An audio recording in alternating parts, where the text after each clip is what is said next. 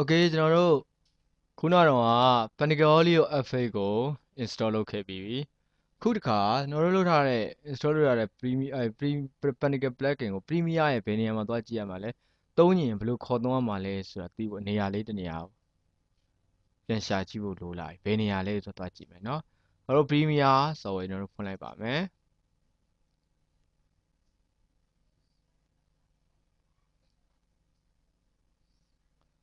AID Premiere Project ကိုထပ်ဖွင့်လိုက်ပါမယ်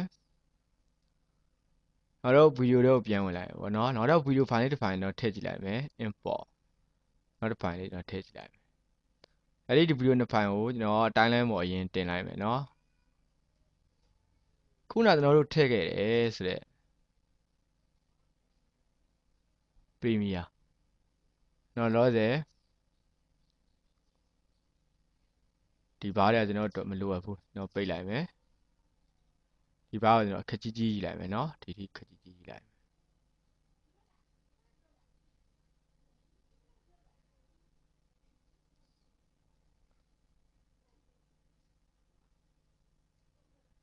ဟုတ်ပြီ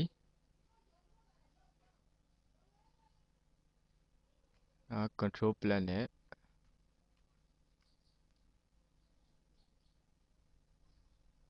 သူဟာ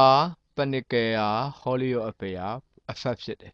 အဲ့ဒါတော့ EFF ECD effect အောင်မှာတော့တစ်ချက်နဲ့ဝင်လိုက်မယ်เนาะဝင်တဲ့အခါမှာကျွန်တော်တို့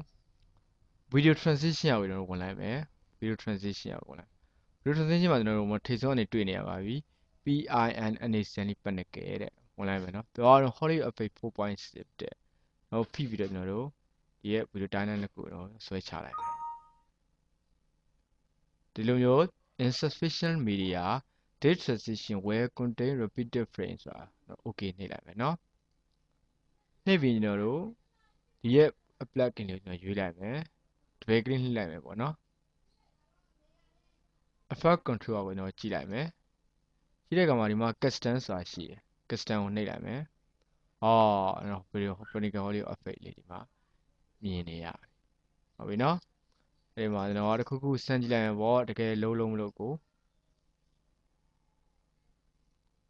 နော်ဒီအောက်ကနေ visit shape airplane ဆိုတာလေးရွေးပြီး okay နှိပ်လိုက်မယ်အဲ့ဒီ plugin အလုံးမလို့ကျွန်တော်ဒီမှာကြည့်လိုက်မယ်နော် preview မှာကြည့်နေနော်နော် play လိုက်မယ်အဲ့ဒီမှာတွားတယ်ဒါဆိုရင်တို့ဒီ Premiere software မှာ Hollywood Effect ဟာချိတ်သွားတယ်ဘယ်အောက်မှာကြည့်ရမှာလဲဆိုတော့ video effect video transition Panic အောက်မှာကြည့်ရအောင်မယ် Hollywood Effect 4.6ဆွဲထည့်ပြီးတော့ effect control မှာ custom ကိုနှိပ်လိုက်ရင်ဟောဒီလိုမျိုး Hollywood Effect version 4.6.7 ဆိုပြီးတော့တို့ပေါ်နေပါလိမ့်မယ်ဒါဆိုရင်တို့က Panic effect တွေကို Premiere ကနေအသုံးပြုလို့ရသွားပါပြီ okay เนาะအဲ့ဒါကျွန်တော်တို့ Premiere သမားဟာ Panic ကိုမစိမ့်ပါဘူးဒီ Panic Hollywood Effect ဟာနောက်ထပ် version 5ဆိုပြီးတော့လေ Premiere အတွက်ထွက်လာပါသေးတယ်โอเคเนาะဒါဆိုရင်တို့ Panic Premiere ဆိုရင်မှာ Panic Hollywood Effect ကိုဘယ်လိုချိန်ရတယ်ချိတ်မချိတ်ကိုဘယ်မှာသွားပြီးတော့ကြည့်ရတယ်ဆိုတာကိုသိလောက်ပါပြီโอเคရင်းဆုံးဒါကိုစမ်းဖို့ကျွန်တော်ကဗီဒီယိုတိုင်းလိုက်မှာဗီဒီယိုတွေချထားဖို့တော့လိုအပ်တယ်เนาะဒါကဗီဒီယိုတွေချထားပြီဆိုမှကျွန်တော်တို့က transition ဒါဒီချထားတဲ့နှစ်ခုကြားမှာထည့်ရမှာလေထည့်ပြီးမှကျွန်တော်တို့ကစမ်းလို့ရမှာဖြစ်တဲ့အတွက်အရင်ဆုံးတိုင်းလိုက်မှာ audio effect ရှိမရှိစမ်းရင်တိုင်းလိုက်မှာအရင်ကတည်းကဗီဒီယို file လေးတွေကိုချခဲ့ပြီးဖို့တော့လိုအပ်တယ်ပေါ့เนาะနောက်ဆိုရင်ဒီလိုမျိုးဗီဒီယို file တွေမရှိဘူးဆိုရင်စမ်းရင်ဘယ်လိုစမ်းမလဲဆိုတော့နောက်ဒီမှာ right click နှိပ်လိုက်မယ် new item universal counting leader ကိုရွေးမယ်ပြီးရင် okay နှိပ်မယ်ဒါလည်း video file ပါပဲသူ့ကိုကျွန်တော်တို့ချလိုက်မယ်နောက်တစ်ခုသူ့ကိုချလိုက်မယ်ချပြီးတော့သူတို့နှစ်ခုကြားကိုကျွန်တော်တို့စမ်းလို့ရတယ်โอเคเนาะဒီ video file ခုလိုမျိုးကျွန်တော်တို့နမူနာ video file မရှိခဲ့ဘူးဆိုရင်